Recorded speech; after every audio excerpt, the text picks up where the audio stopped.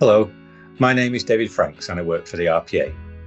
It is becoming increasingly important to make sure your land details are correct before starting your application process. So if you have any land updates, changes or corrections to make, it is important you notify the RPA of any of these changes as soon as possible. This will allow us time to make these changes for you before you need to apply for any land-based schemes such as the Sustainable Farming Incentive, SFI. To notify the RPA of your land changes, you must submit an RLE1 form. And today I'm going to be showing you how to complete an RLE1 form.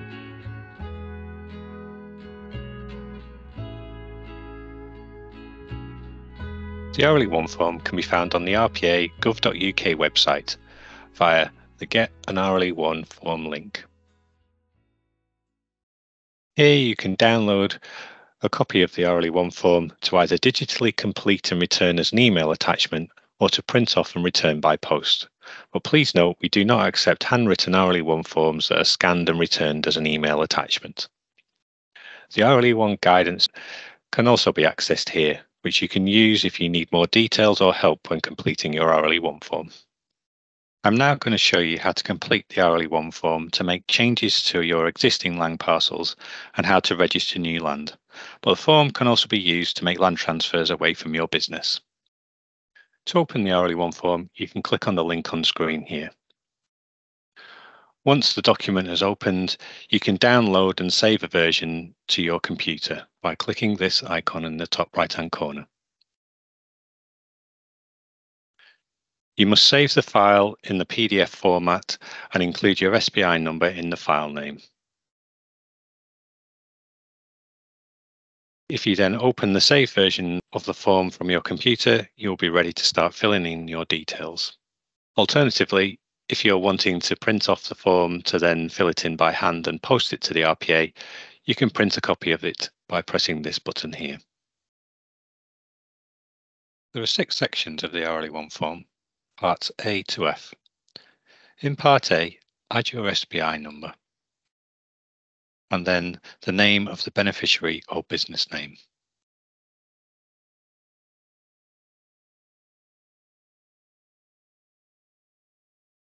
Section B is to allow you to add details of any transfers you like to make.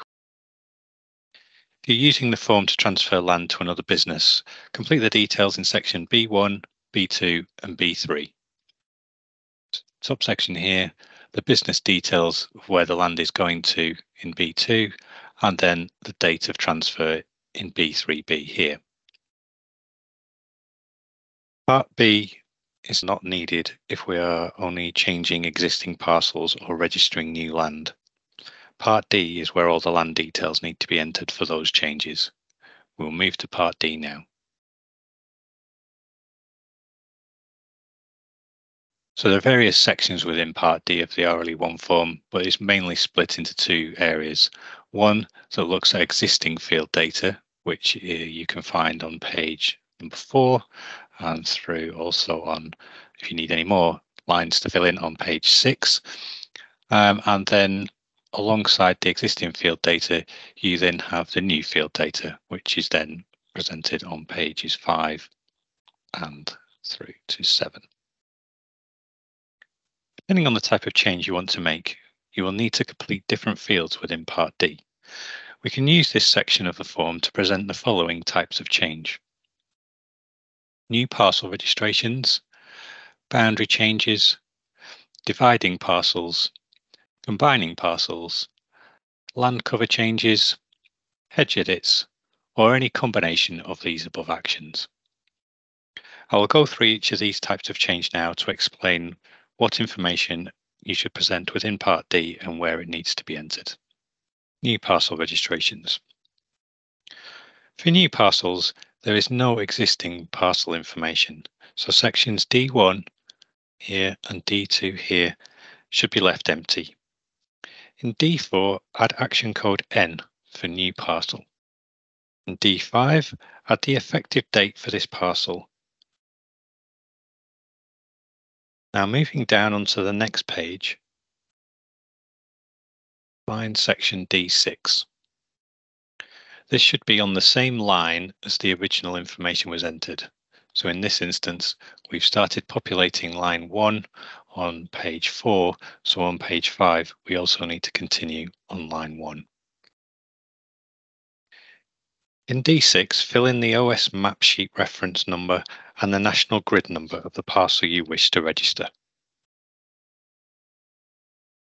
In D7, add the total parcel size in hectares to 4 decimal places. It is okay to provide your best estimate in this field because once the parcel has been mapped, our mapping system will calculate the exact area of the parcel. Fields D8 and D9 can be left blank.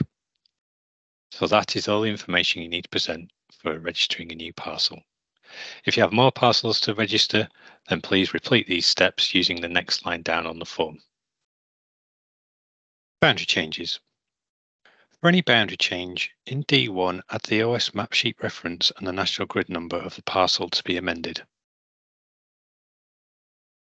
In D2, add the current size of the parcel to 4 decimal places. D3 can be left blank. In D4, add action code B for a boundary change. In D5, add the effective date that the change has or will take place. Now moving down the page, find the corresponding line that we've been working on, D2 in this instance, and in D6, add the new parcel number that you expect to see once the edits have been made. If the proposed change doesn't significantly change the shape of the parcel, it may well retain its original number. However, more significant boundary changes will result in a different number being generated by the system on completion of the mapping. In D7, add your estimated new parcel area to 4 decimal places. The mapping system will calculate the exact new parcel area once it is being amended. D8 and D9 can be left blank for boundary changes. Please repeat this process as many times as required if you have more than one boundary change to make. Dividing parcels. In D1, add the OS map sheet reference and the national grid number of the parcel to be divided.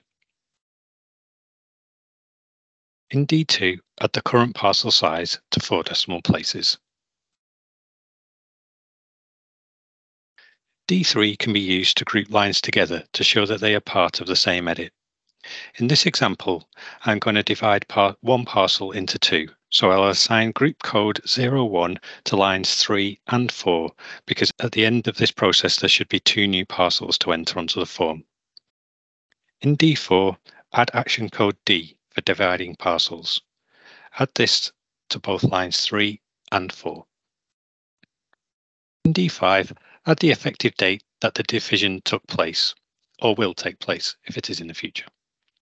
Add this information to both lines 3 and 4.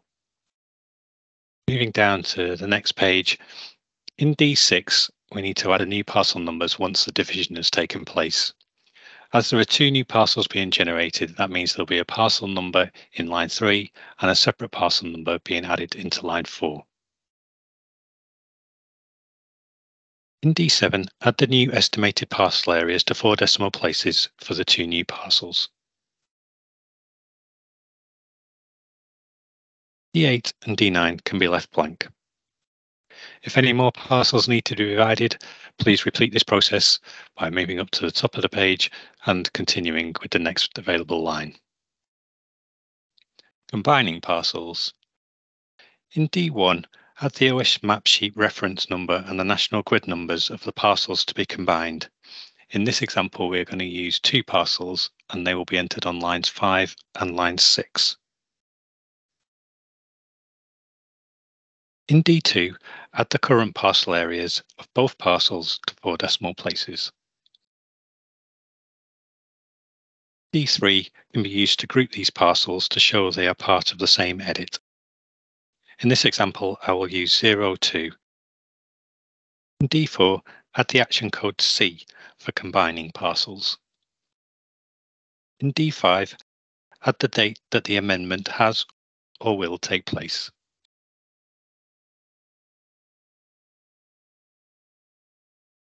In D6, add the estimated parcel number of the new parcel. This only needs to be entered once into the line 5 or line 6 box. In D7, add the new estimated parcel area to 4 decimal places. Leave D8 and D9 blank. If you have any more parcels to be combined, repeat as necessary. Land cover changes. In D1, add the OS map sheet reference number and national grid number of the parcel to be amended. In D2, add the current parcel area to 4 decimal places. D3 can be left blank. In D4, add action code I for land cover amendment. In D5, add the effective date that the change has or will take place. For land cover changes, sections D6, D7, D8 and D9 can all be left blank. Hedge edits. In D1, add the OS map sheet reference number and national grid number of the parcel with the hedge to be amended. In D2, add the current parcel area to 4 decimal places. D3 can be left blank. In D4, add action code B for boundary feature change. In D5, add the effective date that the change has or will take place. For hedge edits, sections D6, D7, D8 and D9 can all be left blank. Multiple edits to the same parcel. In D1, add the OS map sheet reference number and national grid number of the parcel to be amended. In D2, add the current parcel area to 4 decimal places. D3 can be left blank. In D4, add the action code B. In D5, add the effective date that the change has or will take place. In D6, add the estimated parcel number for the new parcel. When you move down to the next page, please be careful that you enter the details onto the correct line. Here, we've entered the existing parcel details onto line 9, so we need to make sure we add the new parcel details onto line 9 as well. In D7, add the estimated area for the new parcel to 4 decimal places. D8 and D9 can be left blank. Please repeat this process as many times as required if you have more parcels with multiple edits. Maps. Please remember it is very important to provide clear and accurate maps to support all of the changes you request on your RLE1 form. Once you're happy you've entered all the parcel details you need to onto Part D of the form, please progress to Part E. Part E, Supporting Documents. If you are sending supporting documents with your RLE1 form, we need to know what you've included.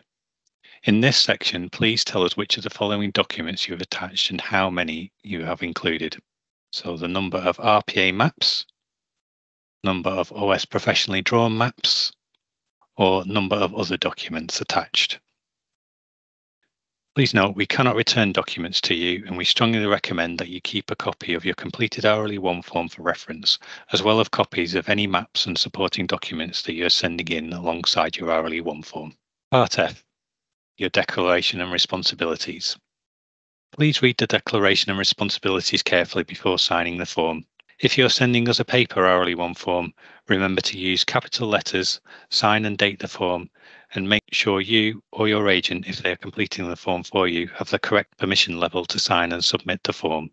You can check your permission levels in the Rural Payment Service. If you're sending us an electronically completed form, fill in the signature box electronically by typing your name. And please add the date as well. When you've completed your RLE1 form, please send it to us as a PDF attached to an email. Maps must also be attached to the same email as separate files. You must make sure the email address you're sending the RLE1 form from is registered in the Rural Payment Service and has the correct permission level. The email with the electronically completed RLE1 form and any supporting documents should be emailed to the following address: ruralpayments@defra.gov.uk. Please make sure you add RLE1 land change and your SPI number in the email subject heading. I hope you found this video useful. And remember, more information about completing your RLE1 form can be found on the gov.uk website.